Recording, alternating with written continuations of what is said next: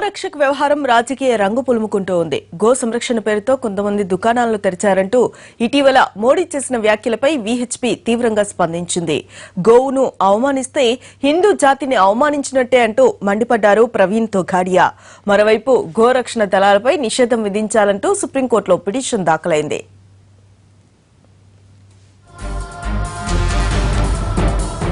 గోరక్షణ ఇటీవల కాలంలో చర్చనీయాంశంగా మారిపోయింది.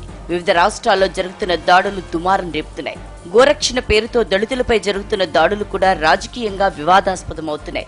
ఎవరు గోరక్షకులో ఎవరు గోభక్షకులో అర్థం కాని పరిస్థితి నెలకొంది.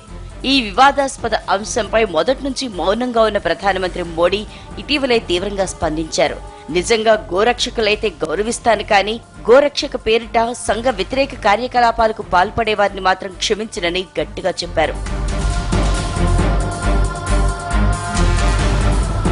అయితే మోడీ వ్యాఖ్యల్ని తప్పుపట్టింది విశ్వ హిందూ పరిషత్. గోభక్షకుల్ని సమాజ సేవకులుగాను గోరక్షకుల్ని జాతి వ్యతిరేకులుగాను చిత్రీకరించడం సరికాదన్నారు ప్రవీణ్ తొగాడియా. గో సంరక్షణ కోసం ప్రాణాలని అర్పించే గోరక్షకుల్ని అవమానించడం మొత్తం హిందూ జాతిని అవమానించడమని విమర్శించారు. గో సంరక్షణ కోసం చట్టం చేయాలని, గోవుల తరలింపు గోమాంస విక్రయాల్ని అడ్డుకోవాలని తొగాడియా డిమాండ్ చేశారు. మరోవైపు గోరక్షక్ వ్యవహారం సుప్రీంకోర్టుకు కూడా వెళ్లింది. గోరక్షక్ దళాలపై నిషేధం విధించేలా కేంద్ర రాష్ట్ర ప్రభుత్వాలకు ఆదేశాలు ఇవ్వాలంటూ ప్రజా ప్రయోజన వాద్యం దాఖలైంది.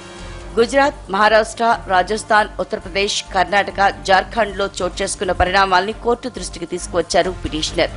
గోరక్షక్ దళాలు సోషల్ మీడియాలో పెడుతున్న దృశ్యాలను కూడా తొలగించేలా ఆదేశాలివ్వాలని పిటిషనర్ కోరారు.